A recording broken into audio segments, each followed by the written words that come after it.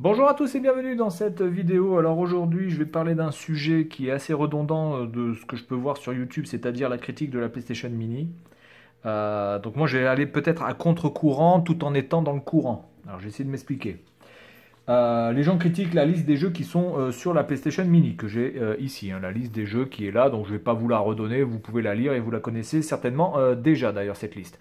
Donc vous avez 20 jeux, et moi sur les 20 jeux, bah, écoutez, j'ai noté 11 jeux qui sont vraiment soit bons, soit excellents, soit juste des chefs-d'œuvre. Voilà. Tekken 3, c'est un chef-d'œuvre de jeu de baston sur la PlayStation, il n'y a rien à dire. Oddworld, c'est juste magique. Rayman, c'est très très bon, etc., etc. Donc il y a des jeux qui sont bons, très bons, voire juste des chefs-d'œuvre absolument à avoir, comme Resident Evil, évidemment. Director's Cut, voilà. Donc vous avez, pour les plus optimistes, 11 jeux, pour les plus pessimistes, à peu près 8 jeux qui sont franchement qui valent le coup sur cette console. 8 sur 20. Hein. Donc on va se baser quand même sur la moyenne entre le pessimiste et l'optimiste. On va se baser sur 50% des jeux de la PlayStation Mini sont quand même des jeux franchement plutôt corrects. Voilà. Donc on va comparer ça avec ce que Sony avait l'habitude de nous proposer dans ses line-up de consoles. Parce que c'est ça qu'il faut voir. Parce qu'on ne peut pas critiquer Sony sur un line-up simplement juste comme ça, sans se référer un petit peu à ce que de base Sony nous propose. Hein. Alors si on prend la PlayStation 1, ici vous avez, alors c'est petit mais c'est pas très grave, hein, si vous n'arrivez pas à lire c'est pas vraiment le problème, c'est juste pour moi, c'est avant tout pour moi. Ici vous avez donc la sortie aux États-Unis avec le line-up américain et le line-up européen, en sachant que certainement des jeux devaient être disponibles après. Hein. Donc, en tout cas, pour le line-up européen de la PlayStation 1, c'est quasiment un sans faute. Wipeout, Rage Racer, Destruction Derby, Tekken, Battle Arena, Toshinden et Warhawk, ce sont 6 bons jeux. Alors, je ne suis pas fan de tous les jeux, mais globalement, il faut reconnaître que tous les jeux sont là excellents. Moi, pour moi, Destruction Derby, ça n'a jamais été vraiment un jeu avec lequel je me suis franchement amusé, mais c'est un bon jeu. Voilà, même si je ne suis pas fan, je ne peux reconnaître que franchement la qualité de ce jeu Destruction Derby. Donc là, on a la PlayStation 1, évidemment, c'est la première fois que Sony sort une console, et ils se doivent de sortir quand même des jeux qui en imposent et qui fracassent les yeux. Surtout qu'à l'époque, là, on est dans une autre, on rentre dans une nouvelle ère du jeu vidéo, c'est-à-dire que on passe vraiment du 2D basique à quasiment du réaliste en 3D. Et donc, le vrai changement dans les jeux vidéo, ça a été en 95.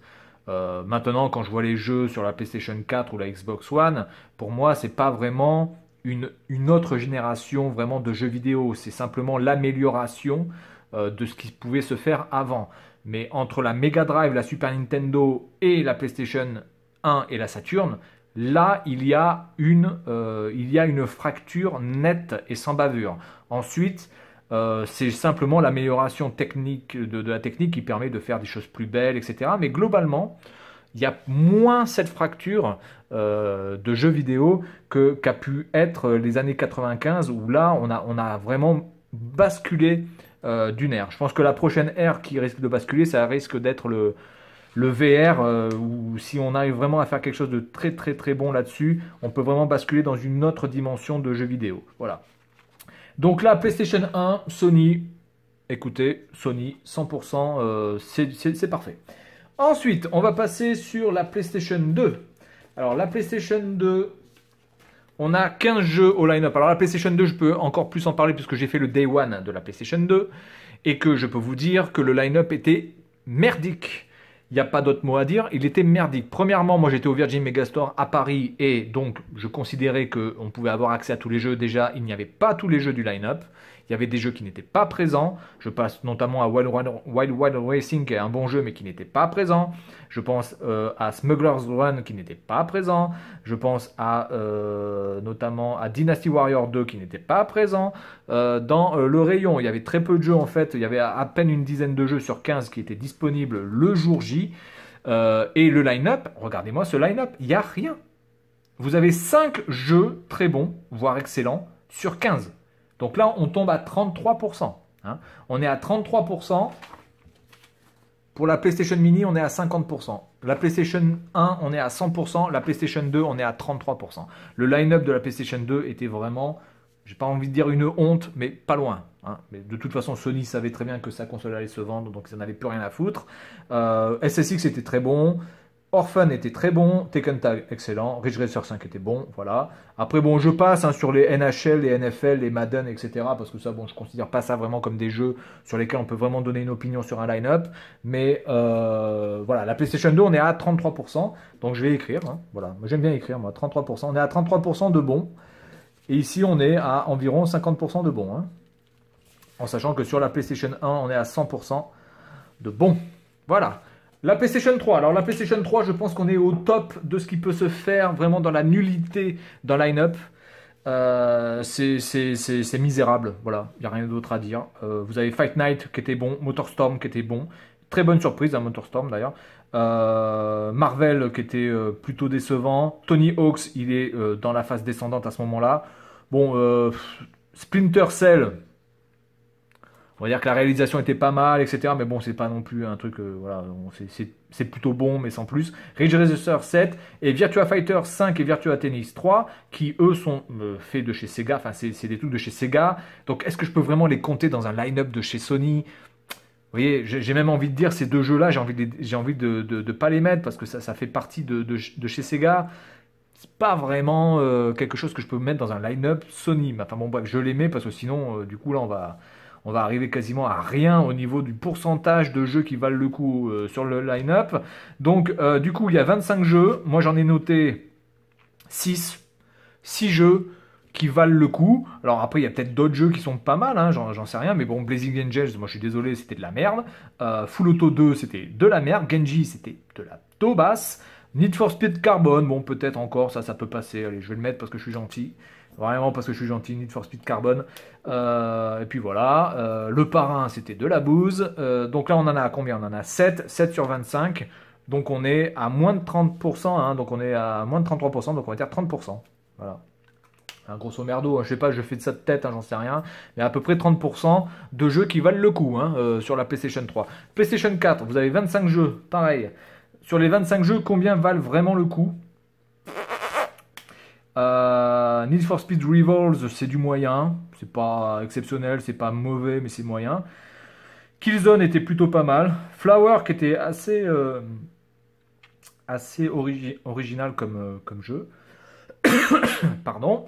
Donc Flower, Battlefield 4, ouais, qui était pas mal. Bon, Call of Duty qui était à chier. Assassin's Creed qui était plutôt moyen. Chacun a signalé que pour la PlayStation 4, il y avait Angry Birds.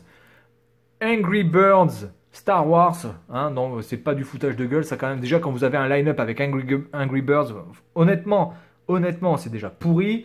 Voilà, donc il y a du NBA, alors j'aime bien parce qu'il y a NBA 2K14, NBA Live 14, Madden NFL 25, voilà, FIFA 14, enfin bon, voilà, donc c'est gavé de jeux qui vont se vendre simplement parce que les gens aiment le foot, aiment le baseball, aiment le hockey, et ça s'arrête là, quoi. Hein. Donc là, grosso merdo, vraiment de bons jeux. Bon, moi, on va dire qu'il y en a 5. Mais c'est vraiment pour être gentil. Donc là, on est à 25%. Non, on est à 20%. 5 sur 25. On est à 20%. 20% de jeux qui valent le coup sur la PlayStation 4. Alors moi, tout ça pour vous dire quoi? Un truc tout simple. C'est que quand vous critiquez les jeux qui sont sortis sur le line-up de la PlayStation Mini, mais j'ai juste envie de vous dire que Sony même s'est amélioré. Sony s'est amélioré parce que de base, depuis les années 2000, depuis la PlayStation 2, Sony n'en a rien à foutre des jeux qui sortent avec sa machine. Absolument rien à branler parce qu'ils savent très bien que ça va se vendre. Parce que de toute façon, ils vont mettre des jeux qui vont se vendre, comme les jeux de foot, les jeux de basket, les jeux de baston, les jeux de course. Ça va se vendre de toute façon parce que c'est des jeux avec lesquels on peut vraiment rentrer très très vite dans la console et profiter un maximum de la console. Donc le line-up, pour Sony, ça n'a jamais été une question prioritaire. Et donc, demander à Sony de mettre dans son line-up de la PlayStation Mini des jeux style Gran Turismo 1 et 2, Metal Gear Solid 2, Final Fantasy 8, et en plus le tout en français ou quoi que ce soit, mais ils en ont rien à foutre. Ils en ont rien à foutre. La PlayStation Mini, de toute façon, sera en rupture de stock. Elle sera en rupture de stock. Elle va se vendre. Il n'y a aucun problème. Voilà. Donc déjà, sur les consoles, sur les grosses consoles qui sont un investissement pour l'avenir, comme la PlayStation 2, PlayStation 3, PlayStation 4, qui sont des consoles qui sont là pour 5, 6, 7 ans, Sony n'en a pas grand-chose à foutre du line-up. Alors, ne demandez pas à Sony d'en avoir quelque chose à foutre du line-up pour une console made in China, avec simplement écrit Sony dessus. Évidemment qu'ils en ont rien à foutre. Ils mettent une liste, franchement, moi je pense qu'ils ont pris au hasard, hein. Sans déconner, ils ont pris une liste de jeux à peu près potable. Il y a un mec, il a fait ça, ça, ça, ça, ça, ça. Voilà, bon, ok, on marque, hein. Voilà. Franchement, ils auraient même mis que des FIFA que la console se serait vendue. Il y aurait eu FIFA 97, FIFA 98, FIFA 99, FIFA 2000. Les gens l'auraient acheté, la PlayStation Mini. Parce que en plus, nonobstant le fait que déjà sur les grosses consoles, le line-up, c'est pas leur problème, mais ils savent très bien que cette console va être craquée. Donc les gens pourront mettre les jeux qu'ils voudront, avec la langue qu'ils veulent, même avec le menu personnalisé qu'ils veulent. Donc ils savent très bien que de toute façon cette console sera hackée très rapidement et que les gens vont pouvoir mettre de toute façon les jeux qu'ils veulent sans aucun problème. Voilà. Donc moi je défends Sony dans le sens où ça a toujours été sa philosophie que les line-up, ils en ont rien à branler sauf pour la PlayStation 1 parce qu'évidemment c'était ben voilà, hein, c'était la première pierre, donc il fallait absolument que cette première pierre soit solide. Mais à partir de là, à partir de 2000, ça fait déjà 18 ans qu'ils en ont rien à foutre des jeux qui sortent avec leur console. Et la PlayStation 5, ce sera pareil. Ils en ont rien à foutre. Voilà, donc moi je défends Sony par rapport à sa philosophie, mais je ne défends pas Sony par rapport à ce qu'ils font. Parce que moi je considère en effet que quand on sort une console, même une PlayStation Mini, on se doit un minimum de mettre des jeux qui soient vraiment l'essence même de la console. Et ça, pour ça, Nintendo ont tout à fait compris. Les jeux qui sont sortis sur la NES Mini et sur la Super NES Mini, c'est juste des jeux de ouf. C'est juste des tueries. Et ça donne vraiment envie d'acheter la console.